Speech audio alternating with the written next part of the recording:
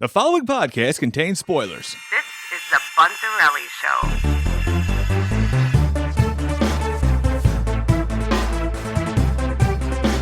Khiim, we haven't talked much about Spiderman and what you thought about it and what your reactions are. Me and Bob, we were talking fresh out the gate, so now we've had some time to sit on it. I'm assuming you did as well. But how's the movie sitting with you these days?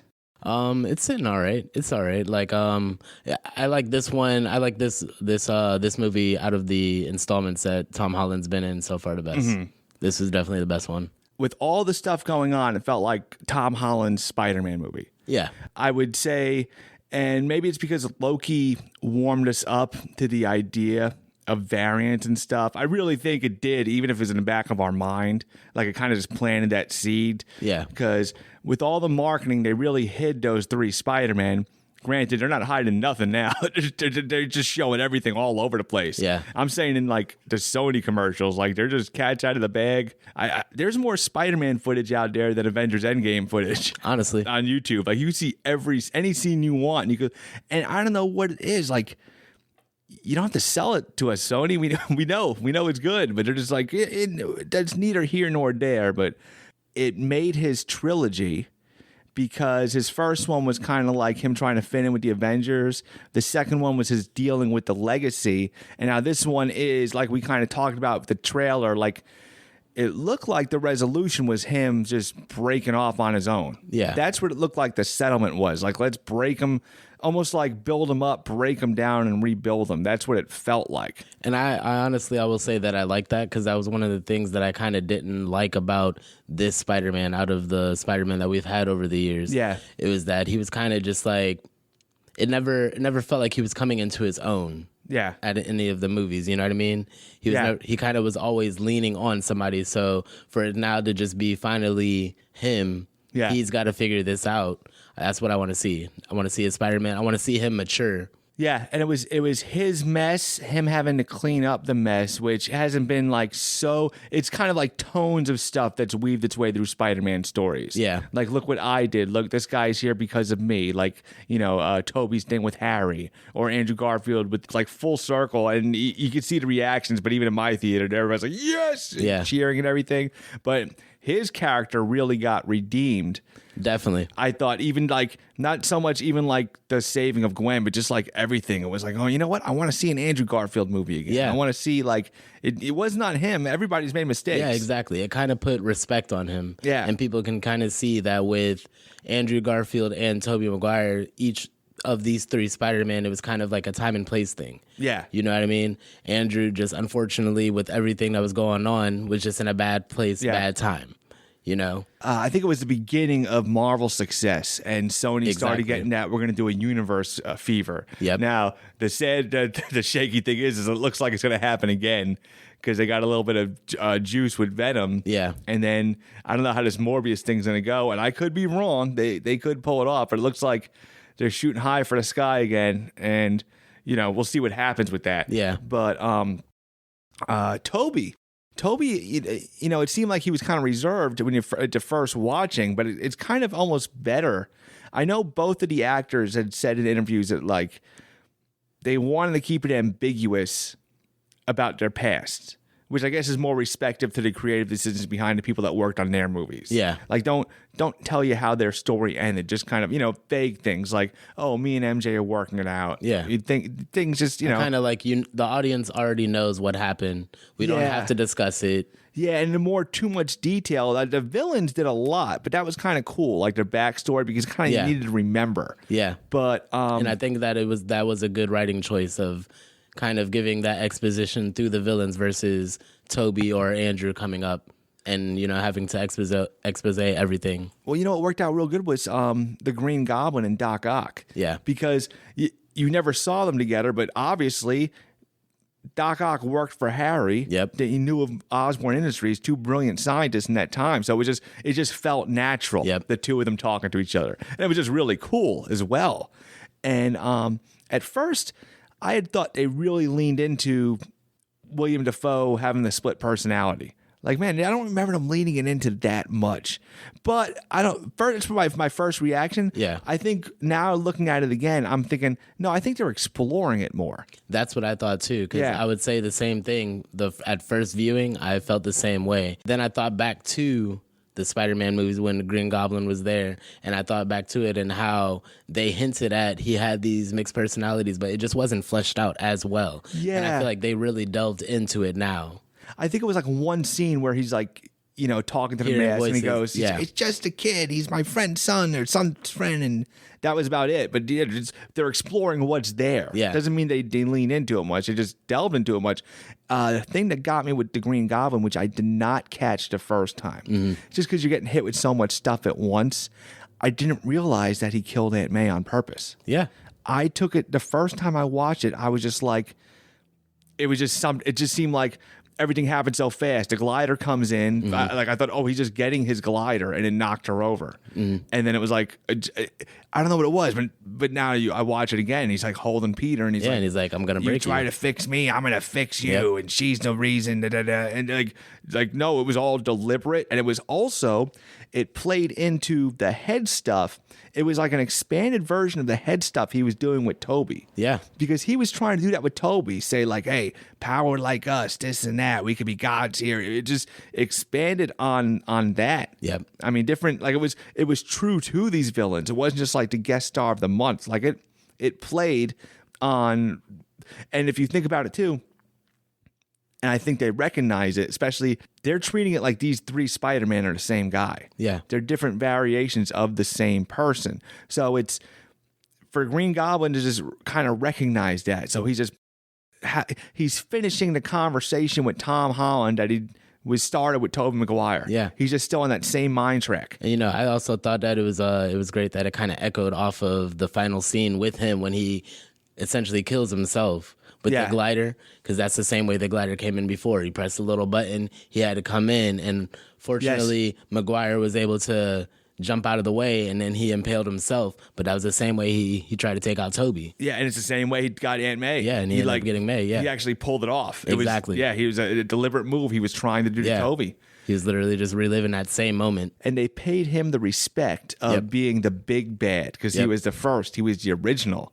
And it was almost like, you didn't, not saying, he's so much cooler without the mask. It's neither here nor there. It's done. Yeah. But then you actually see him saying the same stuff and acting the same way without the mask gives it so much more power. I definitely agree. When he's actually, you see him like, let's do it. He's making the faces and stuff. And just like, because when he switched, there was a deliberate switch from Norman Osborn to the Green Goblin. Yeah. And he's just like, Norman's on sabbatical, honey. And he just straight up was just like Green Goblin from 2001, I believe. Yeah. But just straight up time machine. And it was great. You could see, like you said, with all the facial expressions, you can see the pure madness. Like everything was just delivered so much better because of the way they chose to go about that. Yeah. It just their whole fighting scene was just epic. Gave me like goosebumps just watching that. Oh, there's the first battle with him one-on-one with Peter. I would argue was like, besides the novelty of the three Spider-Man, that was a awesome fight. I mean, that was just like, it really was. Norman was just beating the shit out of him. Exactly. Throwing him through walls, throwing him through buildings. Yeah. I liked Electro that they did change him up, because at first I feel like, well, okay, all of a sudden he's just a lot cooler and everything. But you know what? It made him likable, and it made it his new personality, because I think his old personality just wouldn't have worked for this situation. Yeah. It was kind of cool that it gave him like a plot twist. Like he came in more confident and more happy, and he was just like, I like the new me. I like this power and everything. So it was cool, because that's a little character arc for him. Instead of just being the loser, now all of a sudden he's like big in this world. Yeah, exactly. Doc Ock was cool because they kept his redemption, and they just kept it like, okay, the arms are still taken. Because they're both suffering from like psychosis of some sort. Because even if you take it madness. At the end of Spider-Man 2, it wasn't like anything got fixed. He just used his will to take control of the arms. You get zapped into another universe, you're going to lose that focus. You're just going to go back to where you were. I mean, because he sounded like he came right from that moment. Like exactly. The sun and everything. All of them. They were in their last moment right before they got there. Yeah, and he still redeemed himself. Like, they just went back to the story. It was the arms, and he lost control, and he became, he didn't become the big hero, but he became redeemed enough at the end of this to make it so he didn't throw away his redemption at Spider-Man 2. Yeah, it was just enough instead of him taking down Norman Osborn. Like, he tried a few things, and that was cool. Yeah. Sandman. Sandman kind of played a back seat a little bit.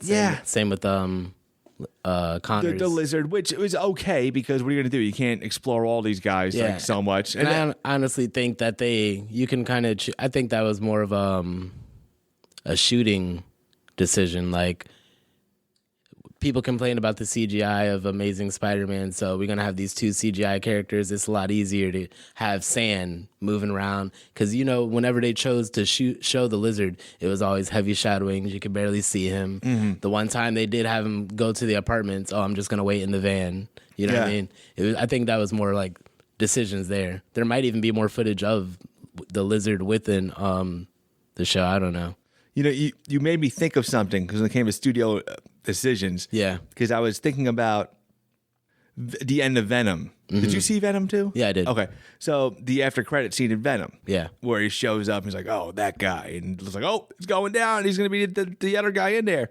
And it kind of fizzled out to nothing. And then they made an after credit scene just to kind of recognize that it happened. And and I don't want to speak for a movie I haven't seen, but even the marketing from Morbius is a little confusing, because it's like there's some stuff you see with the Vulture, but he's supposed to be in Venom's universe, and Venom isn't in this universe. Yeah.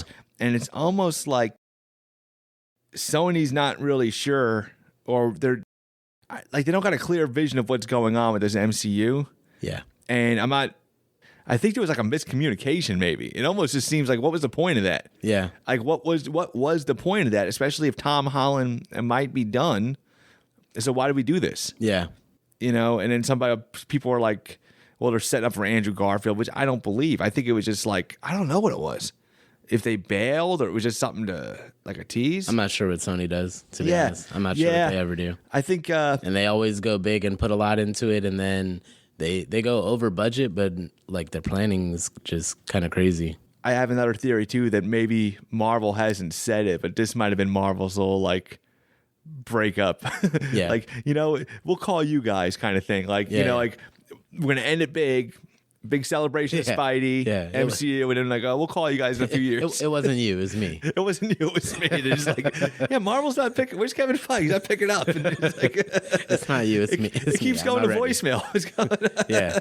I don't see Toby. I don't know. I don't know what Tom. I mean, for money, people do any. I don't know. I don't know if Tom Holland needs it financially, or if he wants to do it. But people always say that. I think I'm done with it, and they do it again. So you never know. And I think that's kind of the normal nowadays, honestly. Yeah. I think that's kind of the normal. Just kind of misdirecting, misdirection. I'm not going to do it anymore. Oh, he's not going to do it. He's not going to do it. Oh, hey, guess what, guys? I'm doing it. Yeah. Because that's kind of the same thing they did.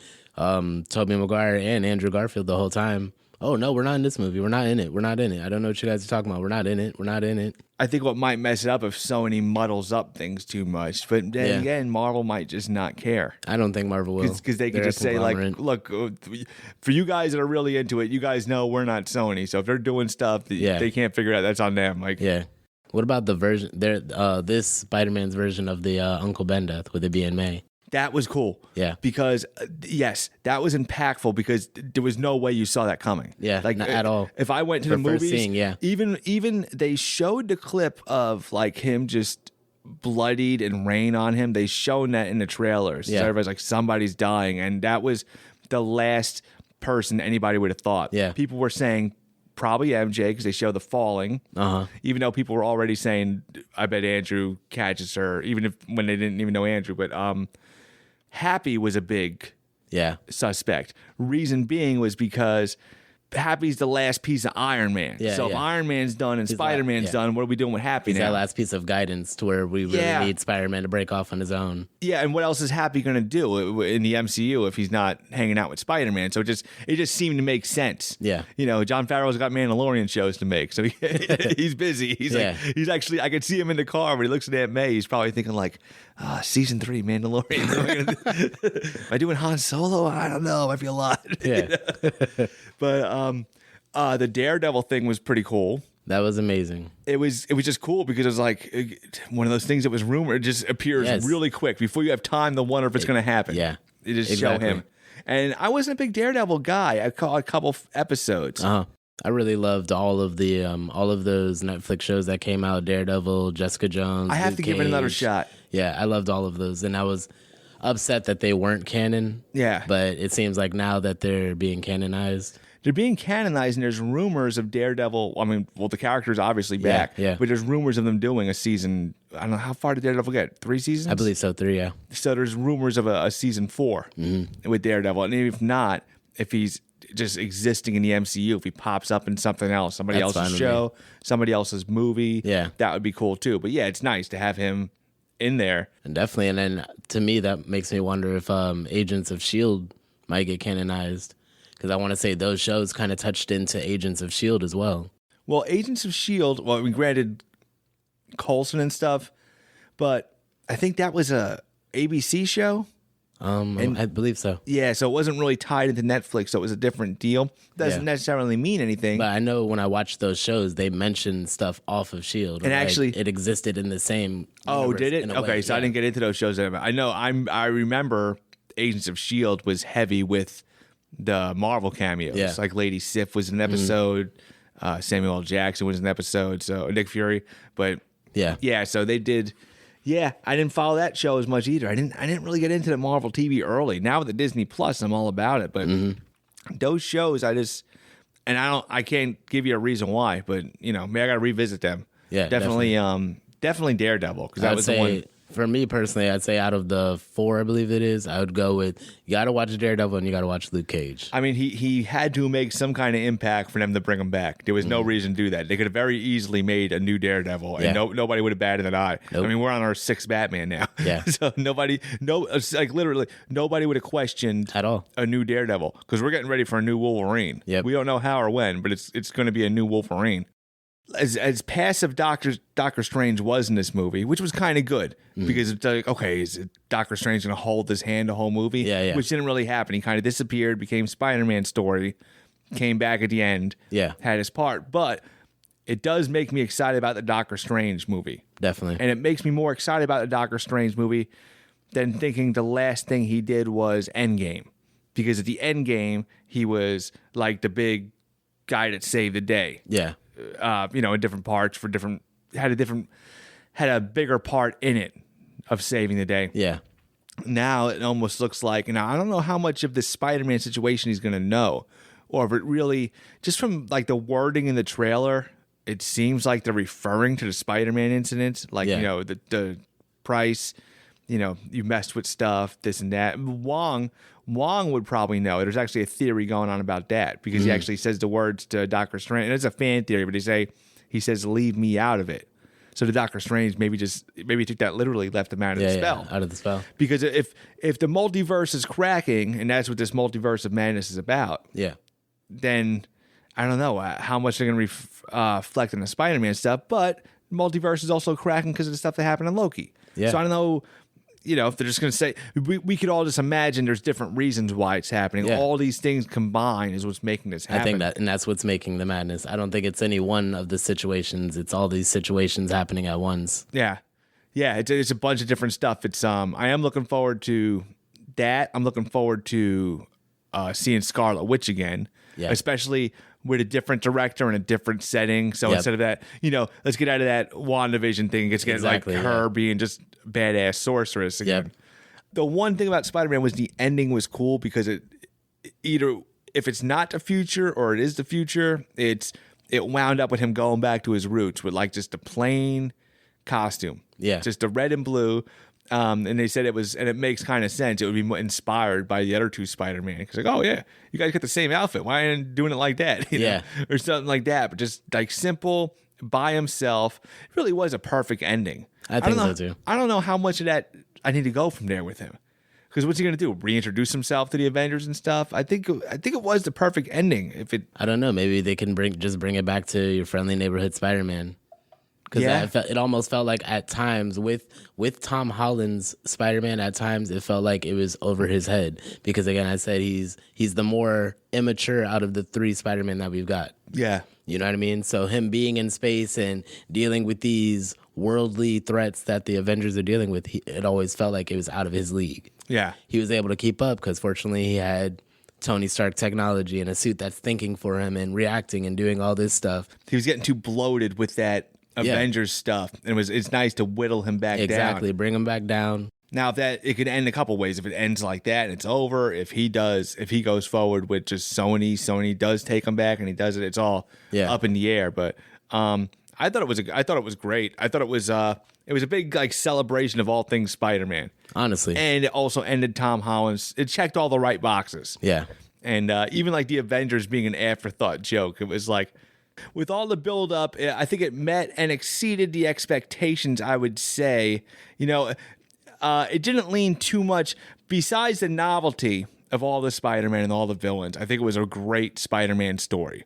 And it was definitely had a direction for Tom Holland Spider-Man. It was the end of his trilogy, maybe the end of his story. But Khiim, great having you back, brother. Thank you. I appreciate it.